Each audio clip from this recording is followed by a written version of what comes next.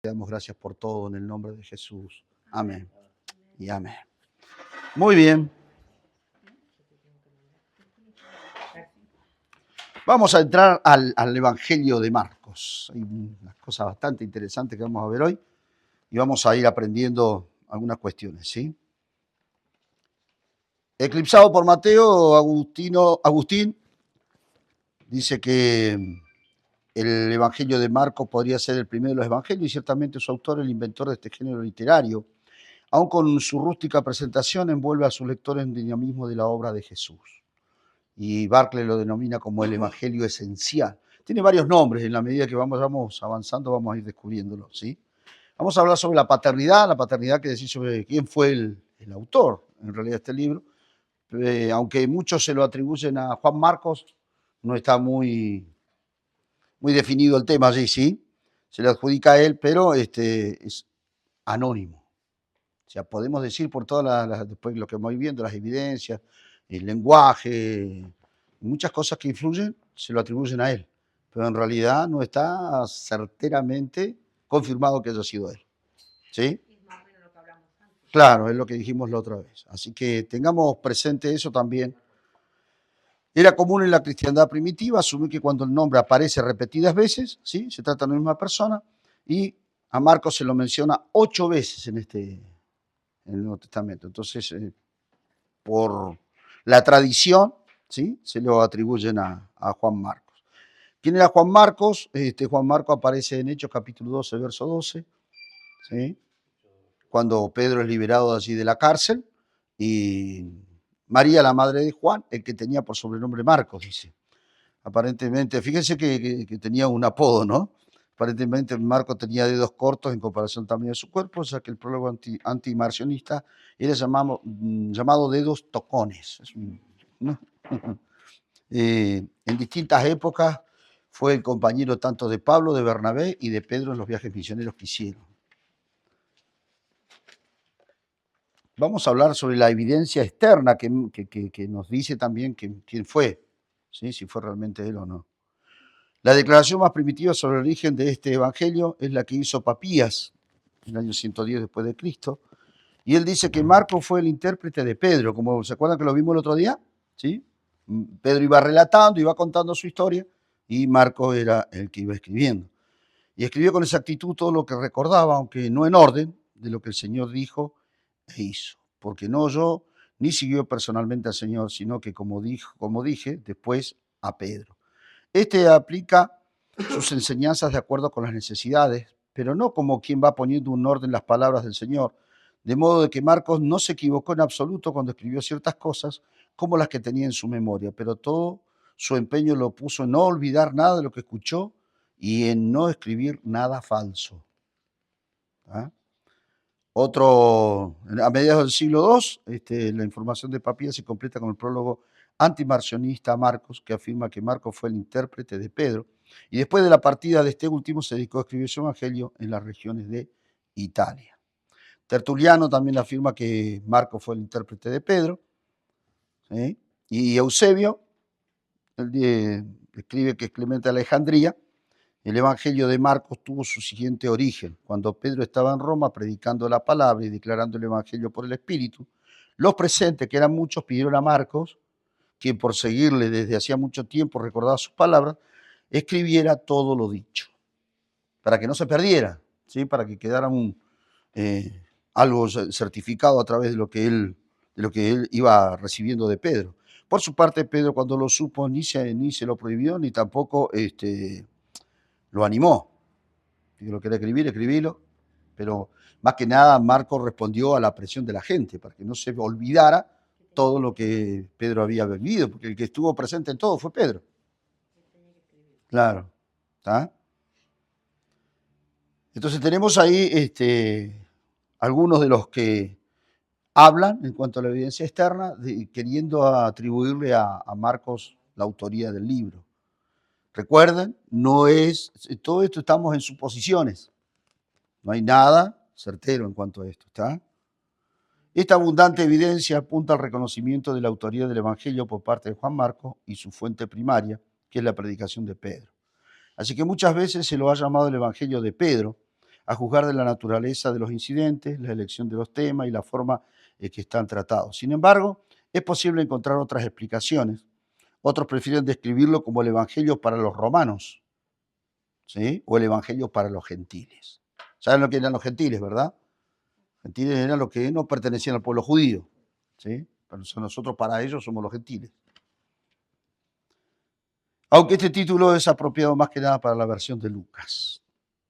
Eso en cuanto a la evidencia, ¿no? Externa, todos los escritores, los que pudieron ir aportando para dar evidencias de esto. Pero la evidencia interna habla de otra cosa. Y la historia de la iglesia primitiva muestra que la influencia de Pedro es clave en la formación de este evangelio.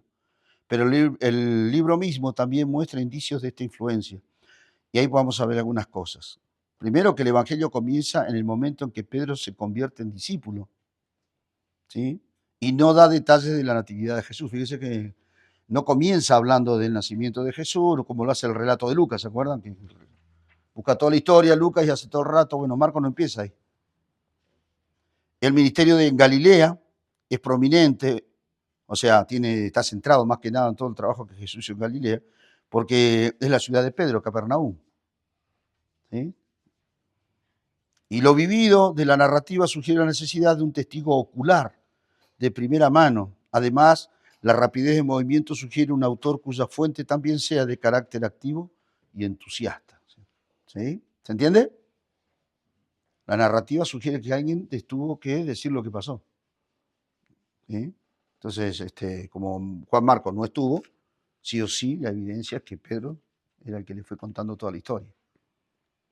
Otro punto es que detalles tales como la bendición en Cesarea de Filipo y el caminar sobre las aguas, que podrían tender a presentar a Pedro en una posición favorable, son omitidos, mientras otros menos favorables, con pecados y debilidades, tales como su negación, son relatadas con lujos de detalles. Pedro aparece citado por su nombre en el capítulo 5, 37, 11, 21 y 16, 7, mientras que en Mateo esto no existe. ¿Sí? ¿Han visto comparaciones? ¿Han leído los evangelios? ¿Han visto comparaciones entre uno y otro? Que hay cosas que en uno están, en otro no, en otro está más detallado, en otro no. Por eso se le atribuye esto, ¿no? Porque dice que el que realmente relató fue Pedro, por eso da lujos de detalles, como la negación misma de Pedro, que en otros evangelios no está tan detallado. ¿Se entiende? Eso es la evidencia, eso está hablando de la evidencia interna. O sea, que son cosas que confirman que realmente Pedro fue el que fue hablando y Marcos fue el que escribiendo. ¿Está bien? Juan Marcos y su evangelio. Aunque asumamos la autoridad de Juan Marcos, no debemos pensar, que él haya sido un simple secretario o amanuense. ¿Qué es un amanuense de Pedro? ¿Qué es un amanuense?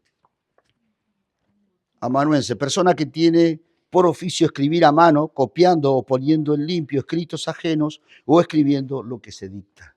¿Sí? O sea, es un escritor, un escriba, sí, se lo llama también escriba. ¿Ah? Porque esas palabras, cuando ustedes, en la medida que se vayan metiendo en todo lo que es la parte de teología, estas palabras las tienen que tener medidas claras, para que cuando lean digan, amanuense es esto. ¿Ah? Hay mucha creatividad en el Evangelio, a punto que lo hace muy vivaz y lo llena de realismo. Juan Marco preserva ciertos detalles que otros evangelistas omiten, como lo vamos a ver más adelante, pero además es el autor de la forma o género llamado evangelio. Y ahí viene toda una definición un poco de lo que quiere decir evangelio. 8 veces en su obra aparece la palabra evangelio, ¿sí? Con lo cual introduce ciertos temas, los cuales parecen sugerir que esta palabra tenía una connotación profunda para el autor.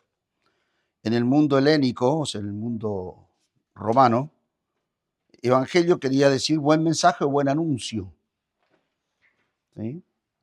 O sea, era algo que lo tomaban como algo que les favorecía.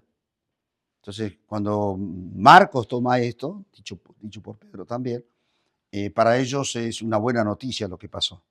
¿Sí? El significado era en general para toda buena noticia, pero en particular se aplicaba a victorias militares, el nacimiento de los herederos de los soberanos o el ascenso de algún monarca. Es decir, que esencialmente este evangelio tiene una connotación de proclamación propagandística en favor de la imagen imperial.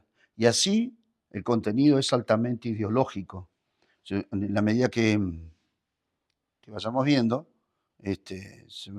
Marcos apunta, tomado del relato de Pedro, Marcos apunta a Jesús como algo triunfante, como algo especial, ¿sí? No como el común de la gente. Entonces, por eso la idea que tenía Marcos al escribir no le interesa tanto la genealogía, ni dónde salió, ni cómo nació, sino en la persona que obtiene el triunfo de algo y que trae una buena noticia. ¿Se entiende? Entonces, Juan Marcos usa este término para hablar del Evangelio de Jesucristo. Y así Marcos de alguna manera desafía el concepto ideológico político del uso habitual para decir que Jesucristo es la sustancia de la buena noticia. Y este Jesucristo, confirmado por Dios, anuncia un reino, un llamado al cambio y a creer en su anuncio. Es evidente que las palabras de Marcos son bastante desafiantes. Además vemos que Marcos no simplemente junta predicciones de Pedro, sino que las compila según una estructura narrativa que más adelante vamos a estudiar y las vamos a analizar. ¿Estamos bien hasta ahí? ¿Se entiende? El origen, o sea, el autor, más o menos tenemos algunas evidencias, pero no tenemos la certeza. ¿Tá? El lugar y fecha de composición. Acá también tenemos otro par de cuestiones. Las más antiguas tradiciones y la hipótesis tradicional dicen que se escribió en Roma. El saludo de Primera de Pedro, capítulo 5:13, tiende a confirmar esto. Si se identifica a Babilonia como palabra código en alusión a Roma. ¿Sí? ¿Lo tienen ahí? Primera de Pedro 5:13. ¿Lo tiene? Ah, no, perdón. Fíjense que nos estamos remitiendo a la carta de Pedro, ¿no? No estamos hablando del Evangelio, pero en Primera de Pedro 5:13.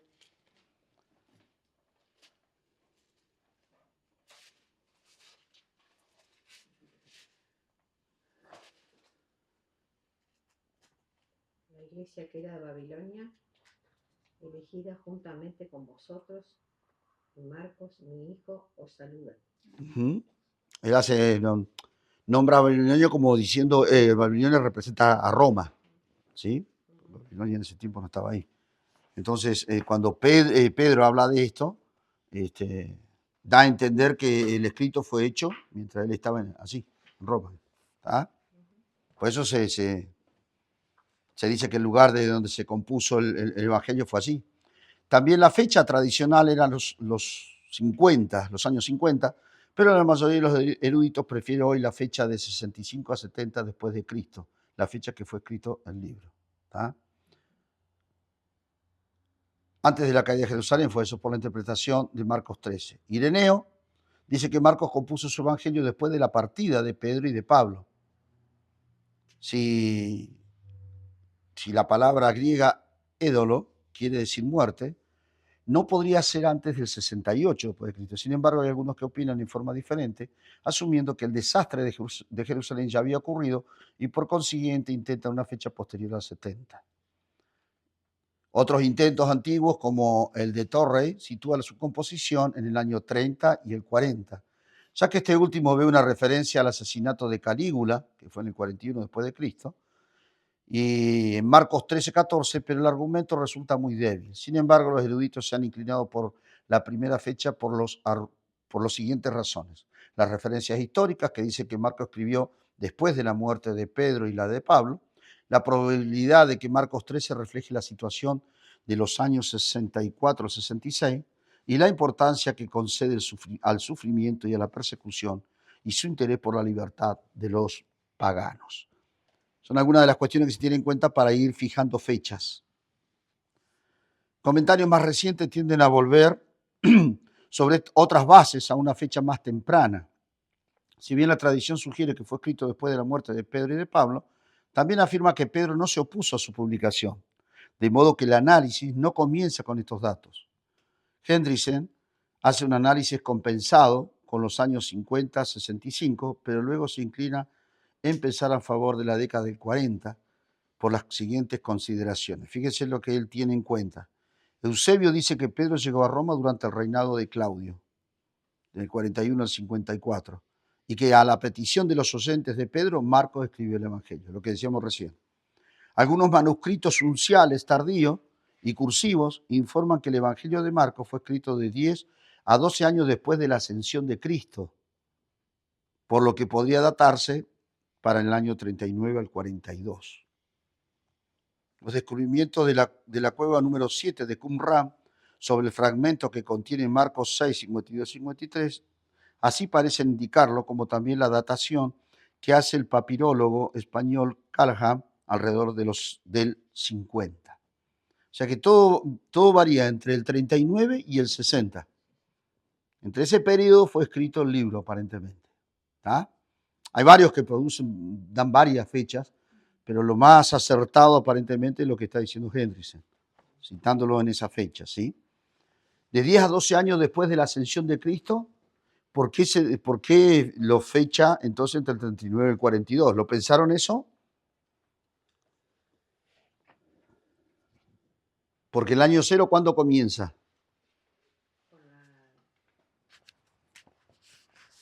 Cuando la resurrección. Veo que se dice antes de Cristo y después de Cristo. Sí. Cuando nació Cristo, el año cero. Bien, sí, Sí, 33 años de Cristo. claro. Y más o menos después de esa fecha son como 10 años más. Sí, a los 33 años más o menos Cristo ya, ¿no? Claro. Ya ascendió a los cielos. Por eso. 10 años más o menos. Sí. De esa fecha. Del 39 al 42 al 43 más o menos se dice que Marcos escribió. ¿Está? ¿Van entendiendo? Para que podamos comprender por qué dan esas fechas. Esa es la fecha que lo escribió. Sí. Entre el año 50 y... Entre el año 39 y 60, ahí, entre ese periodo más o menos. ¿Y por qué la Biblia dice que lo escribió entre el año 50 y el 70? Por eso son posturas que hay. Bueno, y nosotros aquí le tenemos que... Sobre el 39 y el 60. O sea, este estudio quiere decir que nos tiene que enseñar que ese es los años de escritura y no eso. Lo más acertado para mí es Hendriksen, que toma esta edad, esto, la década de los 40, por eso dice entre el 39 y el 42, pero bueno, vamos a ampliarlo hasta el 60. No, está bien. ¿Sí? Yo era para tener en cuenta. Sí. ¿Me llevo por esta fecha o por la que está diciendo el libro? Por eso digo, veo que leímos varios que comentan, pero nosotros nos vamos a afirmar sobre eso, del 39 al 60, ¿sí? Entonces vamos a poner aquí 39 a 60 después de Cristo, ¿sí? En esa fecha nos vamos a citar. Vamos a tomar Hendriksen, que es uno de los que tiene varios escritos y hace muchos comentarios. Ahí, cuando ustedes busquen comentarios, busquen de él, ¿sí? Claro. Bastante acertado en los comentarios que hace. Yo era por lo que me dice acá porque antes del libro está quién lo escribe, la fecha, Sí. el periodo que abarca. Esa es la Biblia de Coso, ¿cómo es? La de estudio. ¿Arcoíris, esa? Sí, Arcoíris, está bien. Sí. Se da mucha información eso. Sí. Sí, lo que pasa es que a veces hay que hacer un promedio entre eso. Nos va a pasar con todos los evangelios. Entonces ahí nosotros tenemos que citarlos en ponernos en alguna fecha. ¿Está? Así concluye, que más preciso sería datar para la década del 40, pone acá, ¿verdad? Del capítulo 1, verso 1, del 16 al 8. Dice que se podría datar del año 40 después de Cristo. Por otro lado, después de hacer un análisis de la hipótesis tradicional, González Ruiz recurre a los estudios de Trocme y aplica los métodos sociohistóricos para determinar autor, fecha y lugar de composición. Y él dice lo siguiente, que el autor conoce muy bien Palestina, que se dirige a un público para el que Palestina era una realidad viva y cercana, y que el Evangelio afirma que no se trata de una traducción de un original arameo, sino que fue escrito en griego por un autor cristiano de ascendencia judía. Al mismo tiempo se presenta animado por una violenta hostilidad contra los escribas y contra el templo de Jerusalén, de modo que debemos de pensar en un tiempo en el que el cristianismo no se había separado formalmente del judaísmo. Recuerden, Pedro y Juan Marcos, judíos, escribiendo en Roma, ¿sí? Entonces, por eso dice que esa es una persona que tiene ascendencia judía, ¿sí? Ahí después lo vamos a ver, que muchas de las palabras que usan también tienen un trasfondo judío y se puede entender desde un lenguaje judío, no romano. ¿Está? Trogme resume que la comunidad en la que nació el Evangelio era judeo-cristiana de lengua griega, asentada a los alrededores de Galilea, quizás en Cesarea, y en gran conflicto con la iglesia madre de Jerusalén. Y es más, afirma que el autor del Evangelio pudo haber sido el diácono Felipe, según Hechos capítulo 6, verso 5. En cuanto a la fecha, establece, este es otro pensador, ¿no? Otro estudioso. Establece un teólogo, perdón, establece un margen entre el 40 y el 57, que es lo que estamos hablando nosotros, donde el año más probable podría ser el 50 después de Cristo. A esto González Ruiz incorpora los datos del estudio de Callahan y el hecho de que la cueva número 7 de Qumran se cerró en el año 68 después de Cristo, de modo que el evangelio circulaba ya mucho antes. Esto no quita, concluye que este evangelio hubiera tenido una segunda edición en Roma. No lo sabemos, esta es otra suposición. Puede haber otra escritura más de Marcos. Recientemente, como también veremos al estudiar el Evangelio de Mateo, los resultados de Callahan han sido revisados y el papirólogo, ¿qué es un papirólogo? Un escrito. ¿No? No. Claro, el que estudia los papiros, que hace la traducción de los papiros. Al que estudia. Claro, el que hace así. O sea, a mí me dan esto escrito en un idioma y yo lo tengo que traducir, eso, ¿sí? Un traductor. Claro, traductor de eso. Y lo mío hay que traducirlo, sí. La letra mía. Gracias por la acotación, hermano. Yo era por vos. Esto esta es la segunda edición de Roma.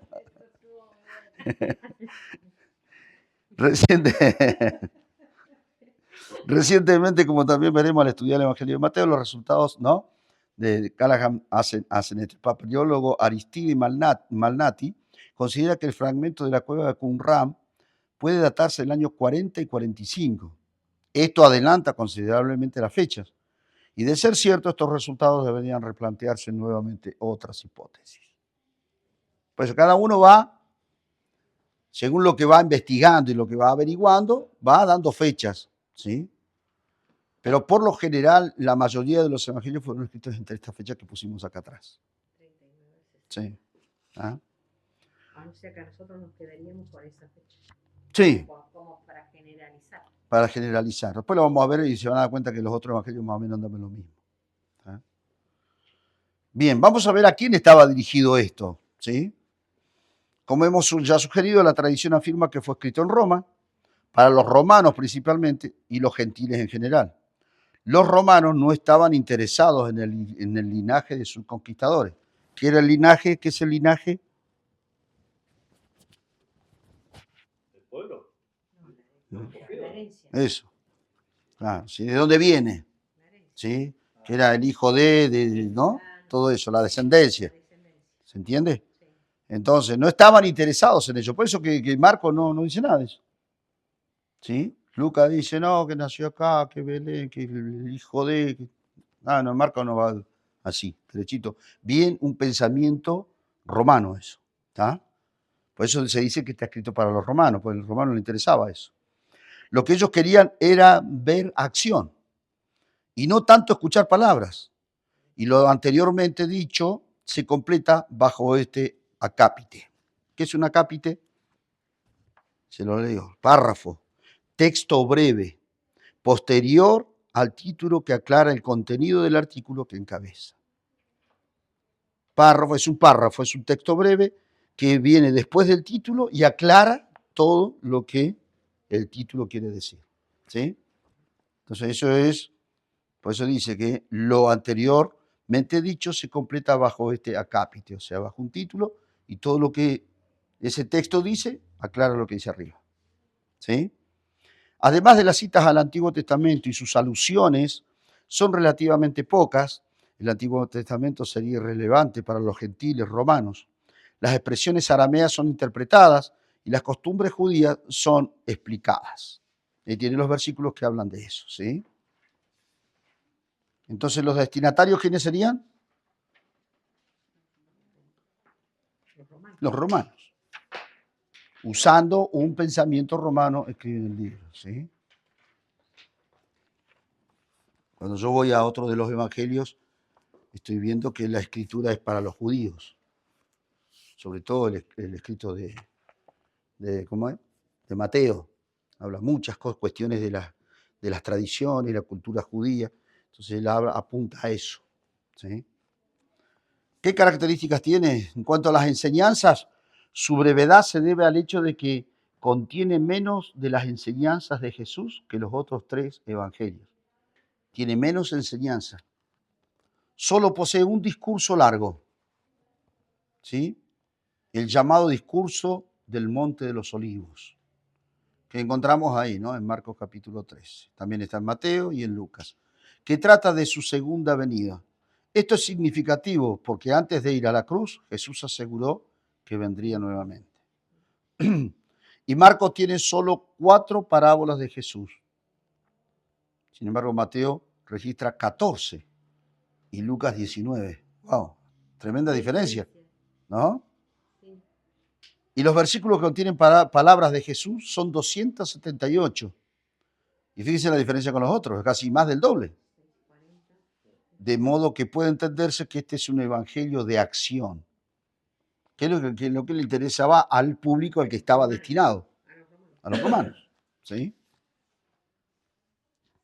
En cuanto a las obras, el evangelio de Marcos es ante todo el evangelio de la acción. 2 de cada 3 versículos comienza con la conjunción y. Alguien ha observado en Marcos que la narración corre. Podemos decir que Marcos ofrece una película del ministerio del maestro. Está interesante eso, ¿eh? Porque si queremos ver un poco así rápidamente lo que fue el ministerio, tenemos que ver el Evangelio de Marcos. Si queremos profundizar más en cuanto al linaje, descendencia, cómo surgió todo, la obra y todo el proceso, tenemos los otros evangelios. Pero si queremos ver algo rápido para el conocimiento de cómo fue el ministerio y la obra de Jesús, ahí lo tenemos a Marcos en su relato.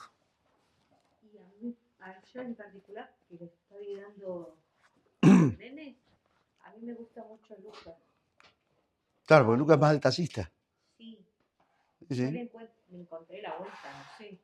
Ah, Nuestra directora nos tira el tema y nosotros tenemos que... gloria a Dios. Investigar. ¿Y sí? Claro, por eso. Entonces, a mí me interesa siempre más Lucas en este tiempo. Bien. Bien, bien, No sé, bien. me parece que para los nenes, hablándole a los nenes grandes, Sí. es distinto que a los más chiquitos. Está bueno en este caso, bueno, vamos al tema. En este caso, combinar Marcos con Lucas. Ah, Porque Marcos, que es mucha acción, los chicos necesitan acción. bien. Y le vamos completando con los detalles que tiene Lucas. Listo. No sé si me entiende. Sí, sí. Entonces eso va enriqueciendo más la cuestión. Porque Lucas sí es muy metódico, que se mete en profundidad en el tema. Pero acá es como que esto va corriendo. ¿Sí? Y los chicos vio que si le da mucha información se te duerme. Entonces vamos a la acción, tipo los romanos, ¿viste? Vamos a la acción. ¿Sí? Es interesante porque cuando empezamos inclusive para nuestras enseñanzas o nuestras prédicas, todo esto también tiene que tener tenido en cuenta. ¿Sí? Porque podemos hacer un mensaje, por ejemplo, de Lucas, y vamos a encontrar detalles tremendos. Pero si queremos un mensaje evangelístico de acción, no, vamos a Marcos. ¿Sí? Claro, exacto. Ahí está. Perdón. El Evangelio de Marcos, ante todo, es el Evangelio de la acción. 2 de cada 3 versículos comienza con conjunción y alguien ha observado en Marcos la narración corre. Es superior a Mateo y a Lucas en cuanto a su orden cronológico. Pero esto no quiere decir que haya ordenado su material en forma estrictamente cronológica. ¿Se acuerdan que, de acuerdo a como iba relatando Pedro, iba diciendo? ¿Sí? Debemos recordar que no fue su intención, como la de ningún evangelista, escribir una biografía de Jesús y tampoco intentó dar un resumen de sus discursos. Registra 18 milagros. Los otros evangelios, mucho más largos, contienen 20 cada uno. ¿Ah? O sea, ahí está medio equiparada la cuestión. No tanto se acuerdan con lo que leímos recién, que tenía una gran diferencia con las parábolas y con las palabras de Jesús. Acá con los milagros están ahí. ¿Ah? Por eso es el de la acción. En cuanto a su estilo, él es más directo y lacónico de los evangelios, ¿sí? O sea, como decía recién mi hermano, yo hago eso, no vamos directamente a la acción. ¿Qué es lo que pasó? El final es abrupto. Quizá el problema en este sentido es de más carácter textual que teológico. Sí, después vamos a hablar sobre el final de Marcos porque es un tema. Parece que está escrito en un marco cronológico de sucesos, lo que lo llevaría al concepto de biografía en el sentido actual de la palabra, aunque Marcos advierte que es un evangelio y no una biografía en el capítulo 1, versículo 1. ¿Alguien lo tiene? Marcos 1.1, ¿lo puede leer? Así vamos viendo ya lo que dice también la palabra.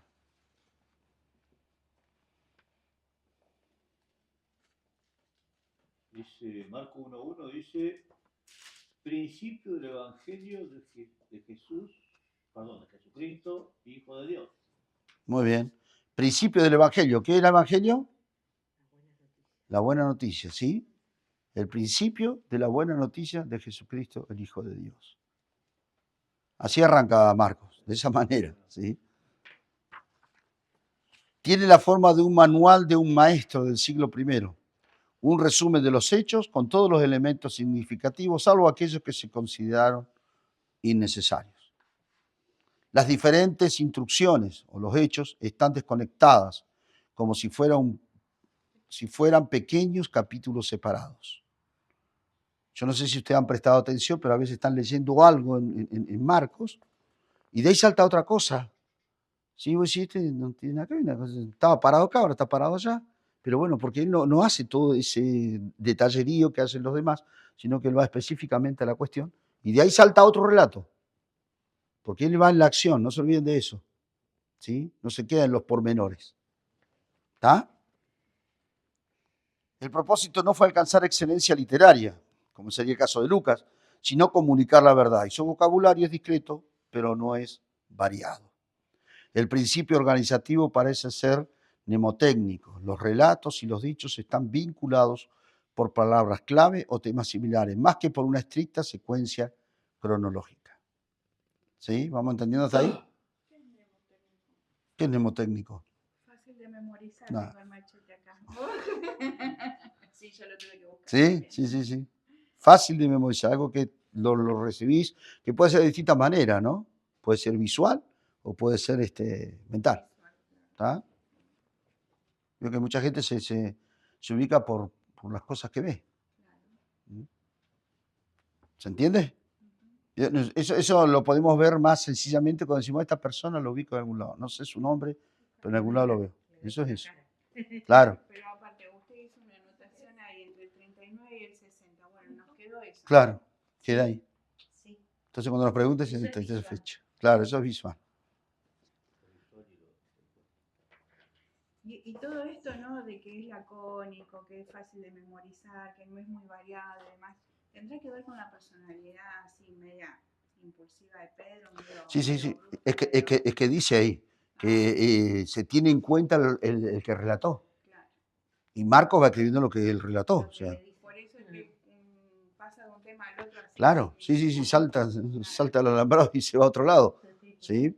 Porque recuerden que Marcos no puede ni sumar, como dice ahí, ¿no? ni quitar. Él va diciendo lo que Pedro va relatando o lo que Pedro fue predicando. Entonces todos los otros dijeron, bueno, vamos Marco, anotá porque se nos va a perder todo esto. La gente lo impulsó, ¿no se acuerdan que lo leímos? La gente lo impulsó a escribir el libro. ¿Sí? Marcos es también el más vívido de los evangelios. Alguien dijo que es preeminentemente el evangelio gráfico. Aunque es más corto que los otros, los registros que Marcos hace de incidentes particulares de la vida de Cristo son frecuentemente más largos que los que encontramos en Mateo y Lucas. Agrega detalles vívidos, presta atención a la apariencia y a los gestos de Jesús. Tiene descripciones pintorescas. Cuando Jesús alimenta a los 5.000, solo Marcos habla de la hierba verde. ¿Mm? Y dice que parecía un jardín de flores. Son pequeños detalles, nada más. ¿Sí?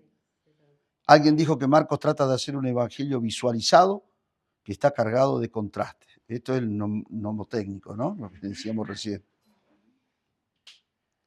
Es el único en distinguir expresamente los 12 de los demás discípulos o del pueblo. Es el único en distinguir expresamente los 12 de los demás discípulos o del pueblo. O sea, él los declara, lo anuncia, son los 12. ¿Sí? Aparte del resto, fueron elegidos los 12. es el que ofrece más detalles sobre los sentimientos y rasgos auténticamente humanos de Jesús. Ya tiene una serie de versículos que habla, ¿sí? Los rasgos humanos de Jesús, no tanto los divinos. Pareciera que quiere hacer un retrato de él. Si bien es el evangelio que mejor nos presenta a Jesús humano, Marcos nunca olvidó su aspecto divino. No era simplemente un hombre entre hombres, sino Dios entre los hombres. ¿Sí? ¿Se acuerdan lo que hablamos el otro día, no? Que no sabíamos cómo ver a Jesús. Claro. Cada uno se lo imagina. Hablamos de eso el otro día, ¿no? Silvia, le estamos contando a los que no estuvieron, de que una de las características y de la sabiduría del Señor, que cuando vos haces un escrito, por lo general, de la vida de alguien, empezás detallando cómo es la persona. Era alto, rubio, flaco, gordo, petizo, ¿no? Como le decían de Marco, le faltaba, tenía los dedos más cortos, tenía un sobrenombre. De Jesús no se dice nada. Porque justamente una de las cuestiones que tenemos los seres humanos es la idolatría. Entonces lo primero que vamos a hacer es una figura de Jesús para ir a adorar. O tener la sagrada imagen de Jesús, y nadie sabe en realidad cómo es. El otro día estaba escuchando a alguien cómo se imagina uno a Pedro, ¿no es Claro. cierto? Y resulta que la Iglesia Católica te lo imagina todo ahí, todo buenito, todo así. Y Pedro era No, era, bruto, y no se peleaba igual que yo. Era es medio una cosa- torpe. Era torpe, ¿no? Sí. Era como... Sí, sí, sí. así. El mismo ímpetu para hacer las cosas lo hacía torpe. ¿Puedo leer acá el versículo 41? Ujú. Dice, y Jesús, teniendo misericordia de él, o sea que ya está dando una parte de la personalidad de Jesús, extendió la mano y le tocó y le dijo, quiero ser limpio. O sea, como ahí ya está hablando de Jesús, cómo se movía Jesús y cómo era Jesús. Claro, dando detalles, pero nunca da detalles de su apariencia, de su persona. Si era rubio, alto. Claro, no. Entonces eso, ténganlo en cuenta también porque es parte de lo que uno tiene que ver entre líneas de lo que el Señor nos dejó escrito, justamente para no hacernos caer, pues sería contradictorio que nos diera todo un detalle de lo que era Jesús para que después nosotros caigamos en lo que no tenemos que caer. No sé si me entienden. ¿Sí? Entonces esas son las cuestiones que uno también tiene que aprender a leer entre líneas de lo que es la palabra. A prestar atención a esas cuestiones, son importantes. Muy bien, ¿estamos hasta ahí? Estas son las cuestiones que, ¿no? Características que tiene el libro de Marcos, que nos ayuda para nosotros también ver qué cosas contiene y qué cosas él tuvo en cuenta y que nosotros tenemos que considerar para poder leerlo. ¿Tá? Todo esto que nosotros estamos teniendo acá son adquiriendo herramientas para poder entender el libro que vamos a ver. Hacía falta que venga Dilma, gloria a Dios. Acá tiene mate cocido y azúcar. Si Gracias. sírvanse antes de San Frío. No, porque ya venían restándole 2 puntos a cada uno porque no había mate en las clases, así que hoy zafan. Pero suma punto para Rubén, ¿no? Bueno, para Bien, todos, bien no, para merecido. todos, no, vamos a tener misericordia, si no. Tengo 2 puntos más. En vez de 10 voy a tener 12. Ya está, No, con el mate. mira la falta de oportunidad que tenga todo esto. La tarea hay que entregar igual, Rubén. Vale. Vos me quedo dormido.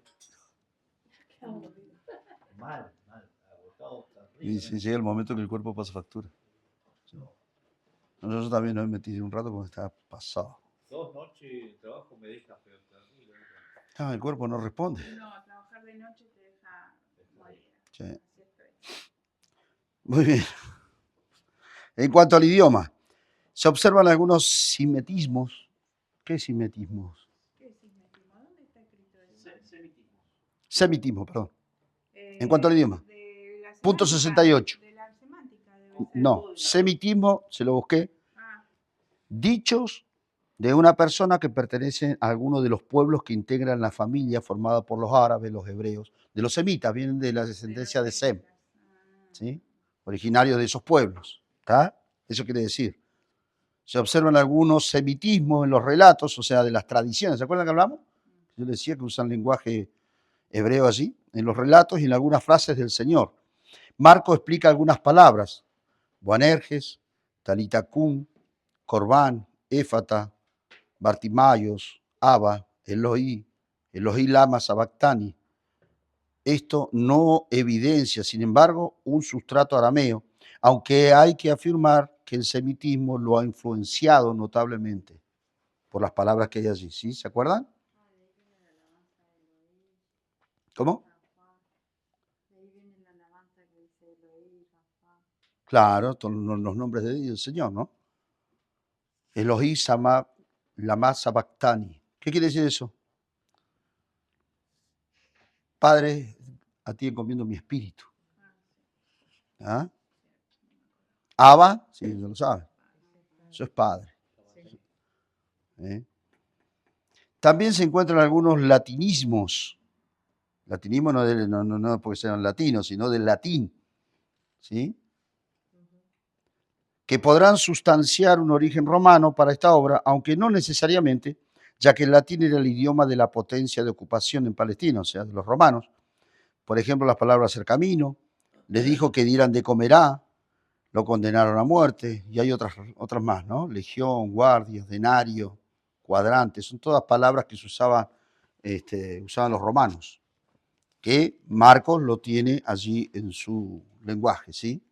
Y otra característica del lenguaje son que tiene cierta predilección por los diminutivos, perrito, migajas, niña, hijita, no sé, y también por los números. También en su lenguaje predomina el tiempo presente histórico de los verbos. 151 veces está eso, lo que les da una vivacidad y movimientos particulares. Antes de construir oraciones subordinadas, prefiere juxtaponerlas. Juxtaponerla, ¿qué es?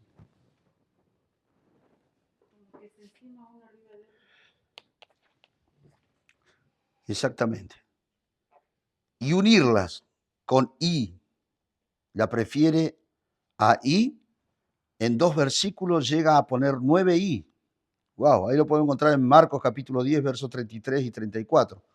Búsquenlo, por favor.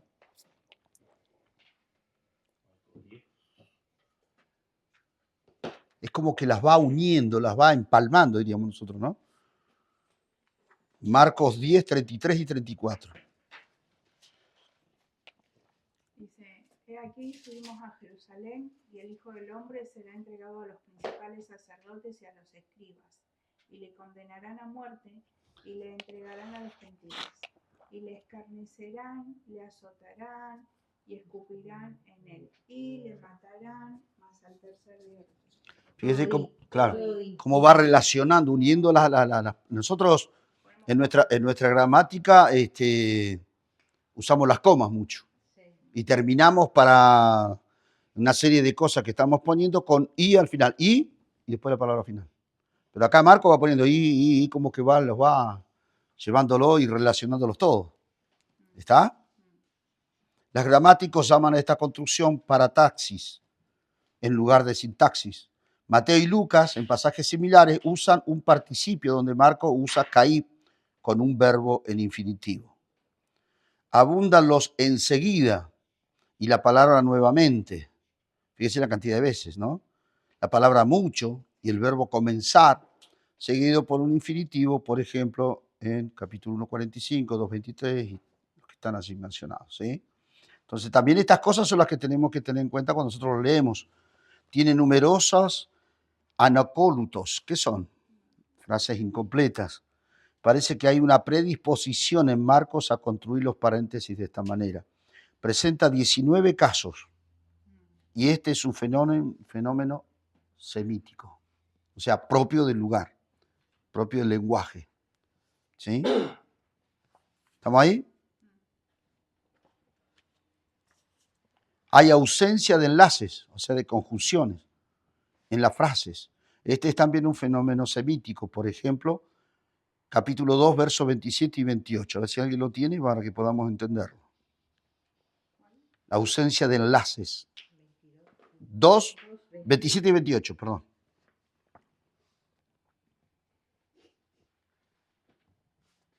¿Qué dice? También les dijo, ¿es 2:27? Sí. También les dijo, el día de reposo fue hecho por causa del hombre y no el hombre por causa del día de reposo. Como que se contradice ahí. Uh-huh. Da una frase y después la pone al revés. ¿Ahí están los dos? ¿El 28 también? Ah, ok. Por tanto, Ujú, el Hijo del Hombre es Señor aún en el día del reposo. claro. No hay conjunciones, no hay ausencia de enlaces muchas veces entre un versículo y otro. Si bien en algunas partes, como en esos dos versículos puso muchas i, en otros es como que está cortado ahí. ¿Sí? No se va del tema, sigue en el tema, porque por lo que leemos, sigue en el mismo tema. En el 27 termina diciendo lo mismo que dice el 28. Claro, ¿sí? Pero no hay una frase que enlace, que los una. ¿Sí? ¿Se entiende? ¿Vamos bien hasta ahí? Repeticiones de doble expresión. Abundan las redundancias o pleonasmos. ¿Esos pleonasmos? Pleonasmo, leo. Exceso o redundancia de palabras. Ahí está, muy bien. Sí, también lo tengo escrito. Muy bien. Exceso, lo que decía recién ahí Isabel, ¿no? Termina diciendo en un versículo lo que ya viene diciendo en el versículo anterior. Es un exceso, es una abundancia de palabras. Tiene un total de 1330 palabras, de las cuales 60 son nombres propios y 80 no se encuentran en el resto del Nuevo Testamento. ¿Sí? Se van a acordar, 1330 palabras tiene el Evangelio de Marcos. 60 nombres propios y 80 no se encuentran en otro Evangelio del Nuevo Testamento, en el resto del Nuevo Testamento, no solamente el Evangelio, ni siquiera en las cartas. Emplea el recurso llamado analepsis, que es pasaje de una obra literaria que trae a escena del pasado rompiendo la secuencia cronológica. O sea, trae al presente algo que pasó en el pasado sin tener en cuenta la cronología de los hechos, ¿sí? De los sucesos. Entonces emplea el recurso llamado analepsis para mantener el suspenso de la narración, anticipa los acontecimientos, emplea también prolepsis. También buscaron prolepsis, anticipación por parte del autor a la objeción que se pudiera hacer. Emplea también prolepsis, mantiene el hilo narrativo repitiendo la misma enseñanza en otro contexto para darle mayor énfasis. Y escribe con numerosas estructuras concéntricas. ¿Sí? Entonces ahí tenemos, por ejemplo, capítulo 1, versos 16 al 20, sería como entrar en el tema, el centro está en el versículo 21 al 28 y lo redondea con el 29 al 31. ¿Sí? El centro sería el versículo del 21 al 28. Estamos hablando del capítulo 1, ¿verdad?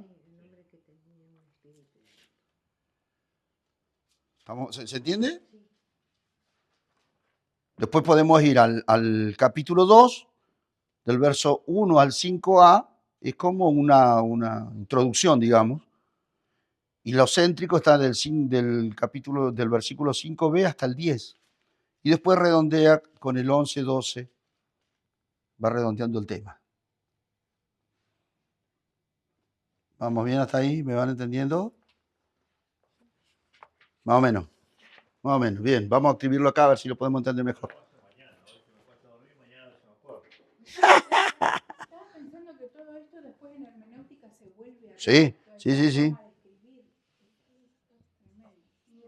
Vieron que ustedes lo tienen ahí, miren, hermanos.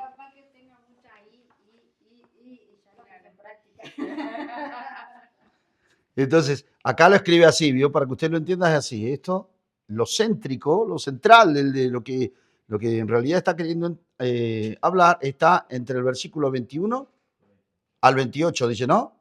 Sí. Y todo lo otro es para completar, del 29 al 31. Pero el centro es esto. Ahí está el centro del tema que él quiere decir. Los discípulos recogen espigas en el día de reposo. Ajá. ¿Se entiende? Entonces, escribe con numerosas estructuras concéntricas. De esto se desprende lo otro. El centro de lo que él quiere decir es esto, lo que está en esos versículos. Claro, eso es, digamos, lo importante, a decirlo de una manera más clara. ¿Está? Muy bien. Vamos a tomar 5 minutos. Tomamos